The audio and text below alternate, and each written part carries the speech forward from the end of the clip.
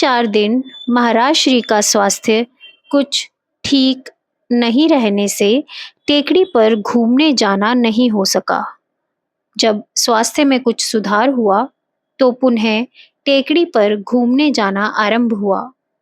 महाराज श्री आगे आगे चढ़ाई चढ़ते जा रहे थे तथा मैं उनका कमंडल लिए अनुगमन कर रहा था। चढ़ाई सीधी होने से चढ़ते समय तो बातचीत संभव नहीं थी, किंतु मन ही मन मैं ना जाने क्या क्या सोचता जा रहा था। महाराज श्री की साधना तथा आध्यात्मिक सोच कितनी सूक्ष्म है।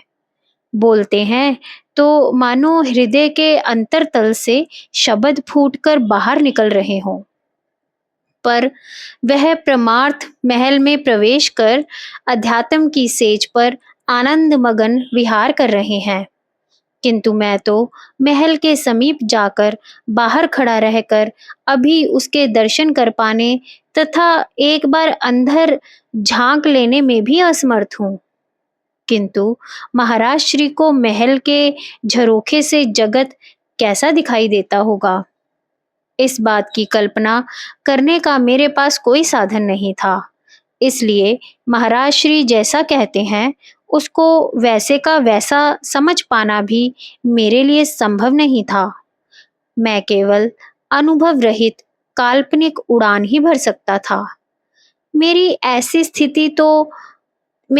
स्थिति थी जैसे कोई केवल शास्त्र ज्ञान के आधार पर ही अपने आप को पंडित मान लेता है। आजकल तो पंडित जी कहलवाने के लिए शास्त्र ज्ञान की भी कोई आवश्यकता नहीं रह गई है। किसी ब्राह्मण के घर में जन्म लेना ही पर्याप्त है। किंतु इससे मुझे क्या अंतर पड़ता है। मैं तो अपनी आंतरिक तथा मानसिक स्थिति से चिंतित हूँ। हम लोग ऊपर परिक्रमा वाली सड़क पर आ गए थे। चढ़ाई तो समाप्त हो गई थी, किंतु अभी तक कोई बातचीत आरंभ नहीं हो पाई थी। संभवतः चढ़ाई की थकान अभी तक बाकी थी। मेरे अंतर में विचार चक्र घूम रहा था। भगवती की भी कैसी लीला है। कहते हैं कि सारा जड़ चेतन संसार उसी में समाया है। सृष्टि की उत्पत्ति तथा प्रलय शक्ति में ही घटित होते रहते हैं। संसार शक्ति की सत्ता से ही सत्तावान है। उसकी सत्ता से सब घटनाएं घटित होती हैं।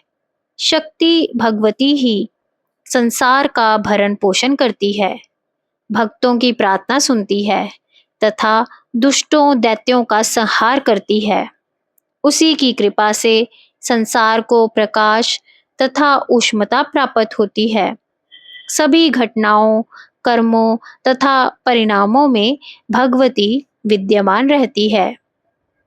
मेरे विचार प्रचंड वायु वेग के समान भागते जा रहे थे। अब उन्होंने भगवती के प्रति विनय का रूप धारण कर लिया था। हे माँ, मैंने यह सब सुना ही सुना है। मुझे तुम्हारी किसी भी लीला की प्रत्यक्ष अनुभूति नहीं है।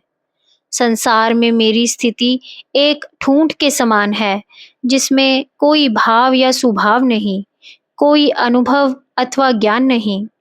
मैं तुम्हारा अनजान बालक हूँ।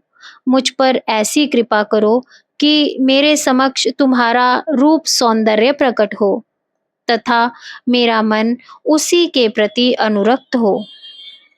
देखने को तो मैं महाराज श्री के साथ चल रहा था, किंतु अंतर में मेरा मन फूट कर भगवती के चरणों में पुकार कर रहा था।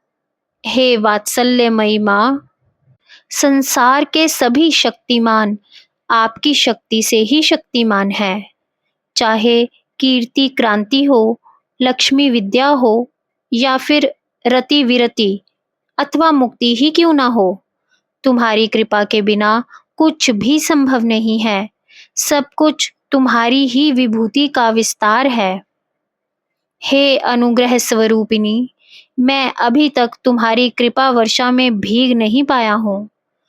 मेरे प्रति तुम्हारी ऐसी उदासीनता क्यों? क्या मैं तुम्हारा बालक नहीं हूँ या मैं दुखी नहीं? मेरी वेदना देखकर भी तुमने मुंह दूसरी ओर क्यों घुमा रखा है? मुझ पर कृपा करो माँ, कृपा करो।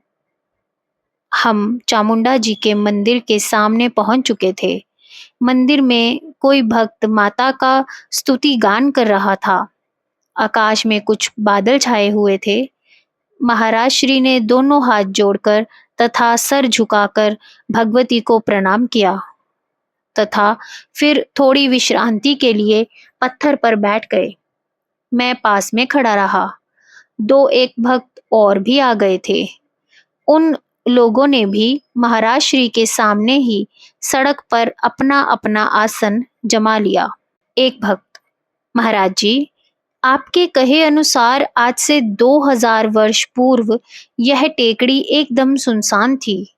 भर्तृहरि भगवती चामुंडा के आवेश में यहाँ विचरण करते होंगे। वह मिट्टी जिसको उन चरणों का स्पर्श हुआ अब तक वर्षा में धुलकर बह गई होगी। महाराज श्री, हो सकता है उस समय अधिकांशत वन प्रदेश होने के कारण यहाँ वर्षा भी अधिक होती हो, किंतु एक बात निश्चित है कि नाथ संप्रदाय में बड़े त्यागी और तपस्वी महापुरुष हुए हैं। शक्तिपात का सबसे अधिक विकास भी इसी संप्रदाय में हुआ तथा सबसे अधिक सिद्ध पुरुष भी इसी में हुए। भर्तृहरि जी वैराग्य से पर पूर्णतया अभिभूत थे, एकांत सेवी थे, शक्तिपात से संपन्न थे, साधन में निरंतर रत थे।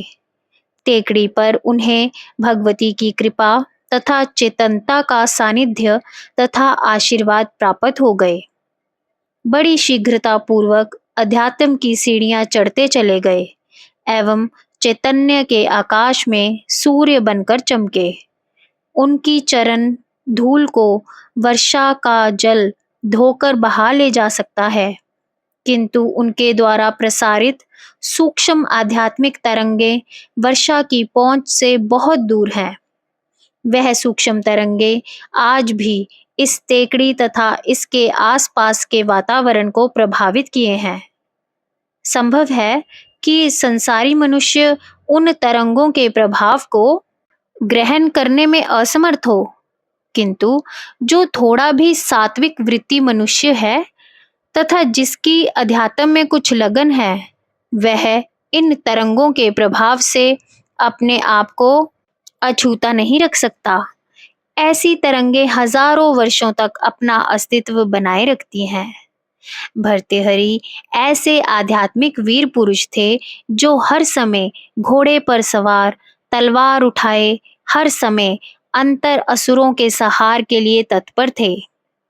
वह ऐसे स्फटिक मणि थे जिनकी प्रसारित आध्यात्मिक रश्मियों को आज भी समेटा जा सकता है। वह ऐसे अलौकिक महापुरुष थे जिनका संसार में आगमन नीति एवं साधना की मर्यादाएं स्थापित करने के लिए होता है। उन्होंने अपने आप को अधिकाधिक अप्रकट रखते हुए जो कार्य किया वह संसार में अधिकाधिक प्रकट है। उनके द्वारा किया गया आचरण तथा साधन, उनके हृदय का माता जी के प्रति समर्पण, उनका तप एवं त्याग, उनके द्वारा रचित साहित्य आज भी अनेक साधकों के लिए अनुकरणीय आदर्श है। एक भक्त, महाराज जी, इस मंदिर की स्थापना की कोई कथा भी तो होगी।